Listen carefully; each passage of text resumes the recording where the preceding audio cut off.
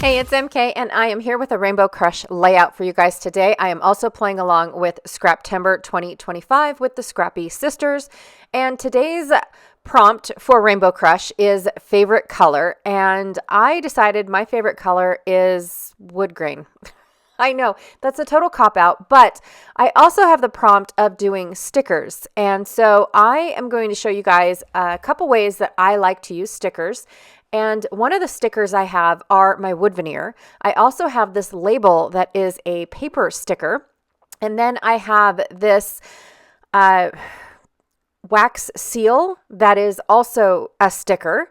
I have some acrylic that I'd like to use as a title. Then I've got a couple die cut out leaves, and they were cut out of Close to My Heart's two-tone, I think this was called avocado, or it could be fern, but it was two-tone, so I've got two different colors of leaves. And then I have some die cut wood rounds that were from a Creative Memories paper that I think was chalkboard. I don't really remember. And then I also have these shiny stickers, and I wanted to pull them in just so I could share with you guys a few different ways that I like to use stickers on my layout. And then I have these awesome pictures that we took in Ketchikan, Alaska, of the houses and how they are built, because they were taking some houses down and you could see the inner workings of it. So I put together this little page kit during one of my cleanups, and you'll get to see the cleanups here really soon, I promise. But I threw all of these scraps. Now I don't end up actually using all of these scraps, but as a spoiler alert, I did get 2 pages out of these scraps, completely unrelated. One is not, they both aren't in my Alaska layout. But I do end up having so many supplies left that I decided that I was going to do 2 layouts. So I pulled out also my Creative Memories circle cutter, and I'm going to try to use the largest inner circle. I just need to see how well it will fit in my design. So I'm going to build a 12 by 12 page with these 2 large pieces, the wood grain and the scrap from Paper Rose. That was, I think, from Forest Trek, the Forest Trek collection. And the wood grain is from Minte, and I believe it was from the Antique Shop collection. And then this plaid is from Pretty Little Studio Grateful Heart collection. I just thought that they went so well together. I could not believe it. The branding strip is from a Paper Rose collection, but I want to say it's from the Blueprint collection. I don't end up using it on this layout. And then the floral paper is from Close to My Heart's In Full Bloom collection. And they just all went really, really well together, even though I didn't feature the floral paper as much as I thought I was going to. But stay tuned for the next layout. I promise it is featured a lot better in that layout than it is in this one. This one actually took a different turn from what I was thinking, and it's because of this little gap that I have in my paper that I was not expecting. So I have to fill the gap. And what I wanted to do was I wanted to put this floral paper as a strip and have it behind. But look at how much is covered up that I didn't consider. That wasn't something that I considered at all when I first thought of this design. And then I also didn't take into effect that I was going to have a crease, a gap, like canyon in between my pages. And also, I want this Close to My Heart paper to shine, really. And so in this layout, it doesn't really get to do that, but in the next layout, it does. So I'm just trying to remember how I had this paper put on. I couldn't remember. So I thought, you know what, this is perfect, because really, I don't need much showing. I'm not going to try to trim it down and save more of this paper. I really just wanted to use it up. So I'm going to take this little leftover bit and glue it down, and then finally put the rest of my layout together. So I'm really happy with how it looks. The circle is going to cover up all the rest of the gaps, and now I have a foundation page for my photos. However, I have 5 photos, and I don't want to not include any of them. So This set here shows that down at the bottom there is a bike and a boat. And then this set here shows one side of the construction work and then the other side of the construction work. And then right in the middle of it is the boat. And then, of course, the other photo, the odd man out, is of the docks. And when we were walking along doing the pub walk, that's when we noticed that almost every house is on stilts. And so, of course, it strikes conversation. So here's where I realize I'm going to have a lot of leftover pieces. I'm not going to use these torn out wood grain pieces. I'm just really not going to get all of these pieces. So I'm pretty much designing a page layout thinking I'm going to use these 3 photos, but I don't end up using these 3 photos. I then remember in my stash that I have flip-flops. I completely forgot about flip-flops, you guys. I haven't used them in well over a year. And so I really was going to put this layout together. I almost made it a 2-pager. It was working. I'm trying really, really hard. I just wanted to leave this in for you guys so you could see my process of what I was thinking and doing with my scraps and how I was trying to incorporate it all in for just these photos. But when I thought about it, I was like, this is just too much for this tiny little story I wanted to tell.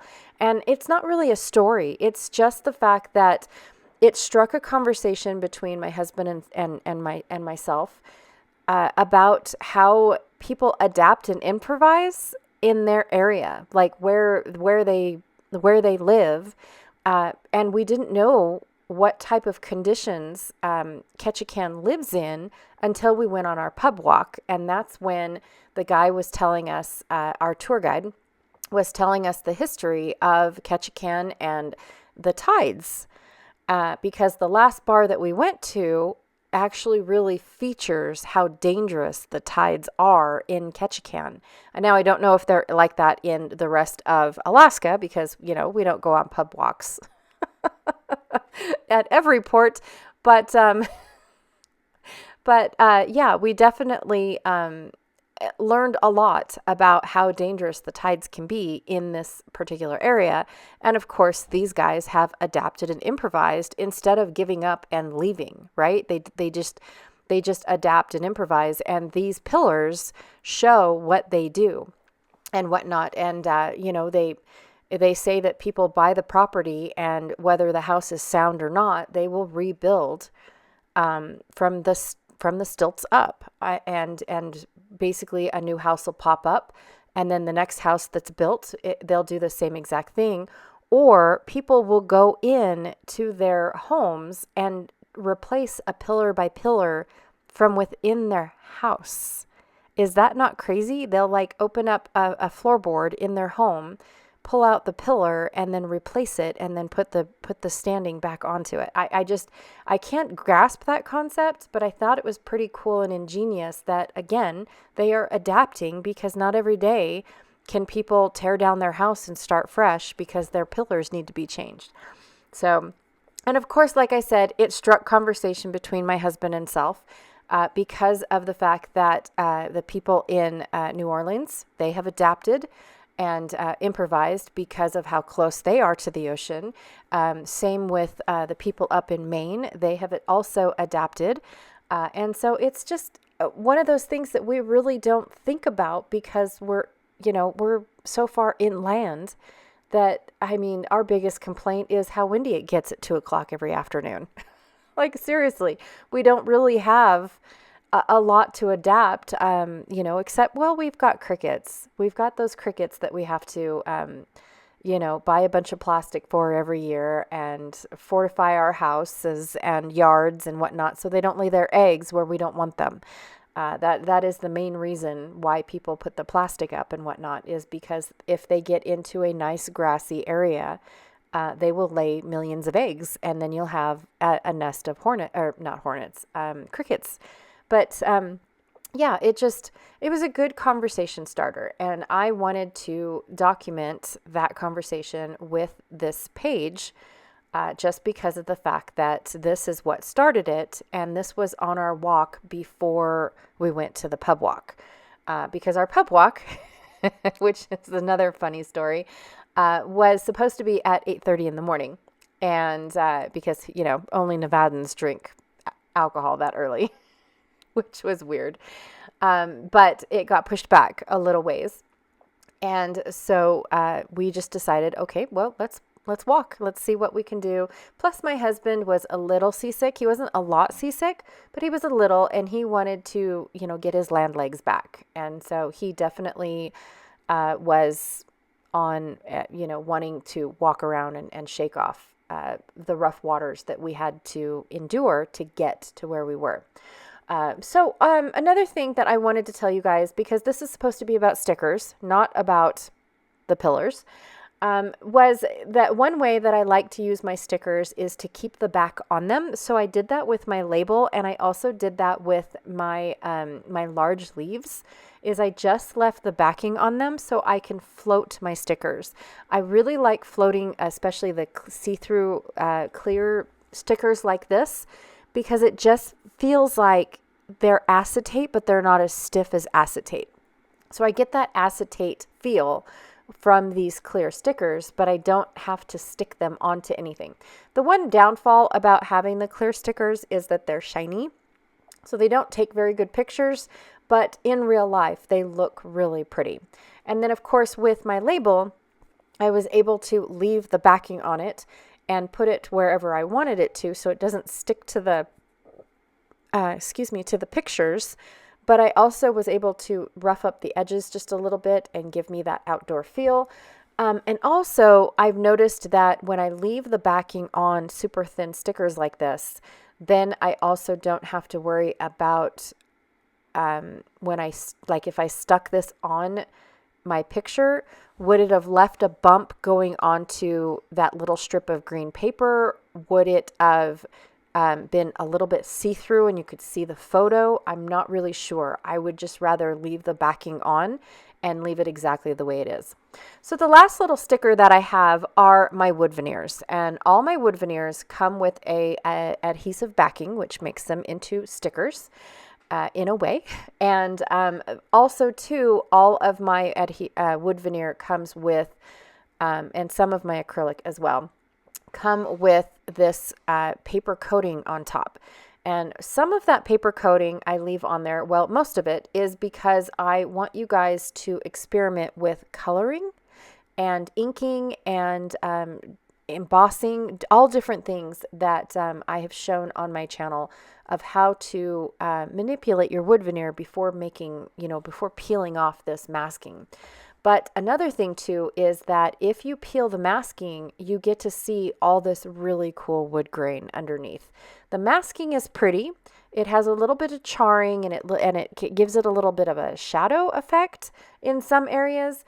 But when you peel the masking off, there is a beautiful wood grain underneath. And this one for my snails and mushrooms is actually a redwood.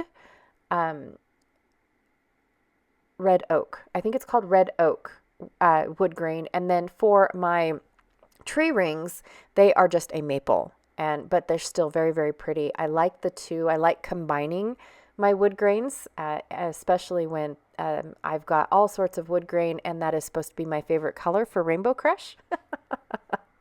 So now I've got lots of wood grain represented, and I just love how all the pieces look. I didn't even want to color them because they just really look great, nestled in with all these leaves and things like that, and whatnot. So, and I liked the stay curious because, that's what sparks our conversations, right? Is us looking around and wondering and all that stuff. And so I thought it was absolutely perfect title. And then of course, adding the little snails in there because of how wet Alaska is.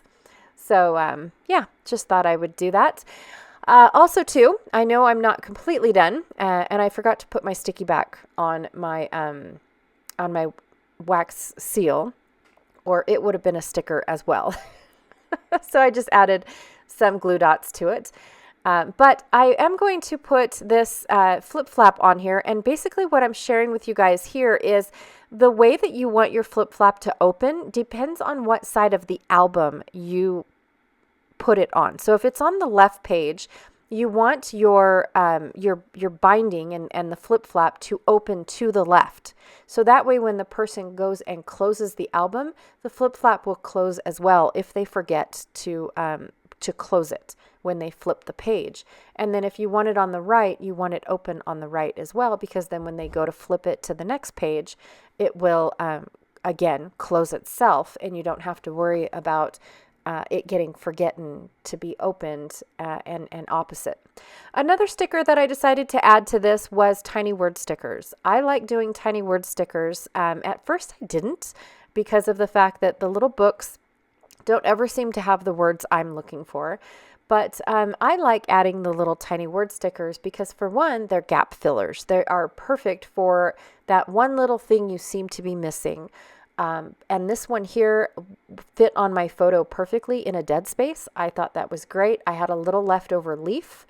Actually, no, I cut it off just to add it into and make it look like it was meant to be and part of my layout. But yes, they are a really great addition for stickers to have because they just add that one little word that you're looking for, whether it's, to tell one little part of the story or be a subtitle to a larger title. They're just really great. All right, you guys, so that is my layout for today. I am playing along with Rainbow Crush, which there is a playlist down below for those that are playing along with Rainbow Crush. And then also down below in the description box are our Instagram playing alongers. I forgot what they're called. I apologize. But those that are playing along with Instagram and posting them there, that is where you'll see Rainbow Crush. And then, of course, Scraptember has a playlist and a Facebook group as well, and I will have that linked down below. And again, thank you so much for hanging out with me today. I really, truly appreciate it, and I will check you guys all later. Thank you. Bye.